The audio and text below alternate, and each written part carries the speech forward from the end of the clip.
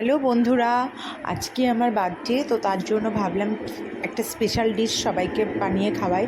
তো চিকেন কোরমা বানাবো। তার জন্য চিকেন ধুয়ে লবণ, ভিনেগার আর টক দই দিয়ে ম্যারিনেট করে রেখে দিয়েছি আধা ঘন্টা থেকে 40 মিনিট। তারপরে যে মশলাগুলো করব সেগুলো কাজু, কিশমিশ, কাঁচা লঙ্কা, আর এদিকে পেঁয়াজ কাটা আছে।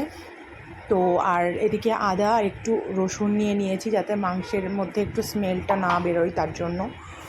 তো আমার এখানে 1.5 কেজি মাংস আছে। আর পেঁয়াজটাকে আগে একটু ভালো করে লাল লাল করে ফ্রাই করতে হবে।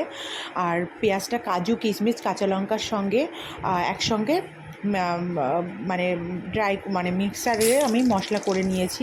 তারপরে তেলের মধ্যে তেজপাতা ফোড়ন দিয়েছি, বড় এলাচ, ছোট এলাচ আর একটু গোলমরিচ ফোড়ন দিয়ে তারপরে আদা রসুনটাকে ভালো করে একটু ভাজা ভাজা হবে।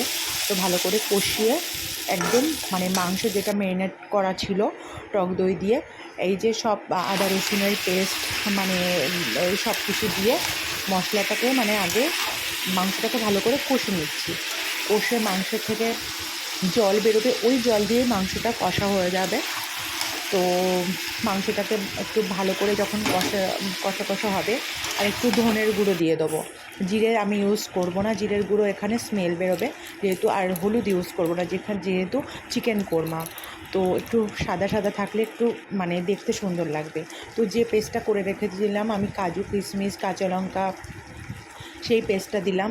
ভালো করে কষিয়ে আমি মাংসটাকে সামান্য জল দিয়ে, এই যে ফুটে গেছে, কাসুরি মেথি, একটু গরম মশলা দিয়ে নামিয়ে নেব। আমার চিকেন কোরমা পুরো রেডি। তো বন্ধুরা, তোমরা ভালো যদি লাগে তোমাদেরকে তোমরা লাইক করো, সাবস্ক্রাইব করে দিও আর কমেন্টে জানিও, ঠিক আছে? আর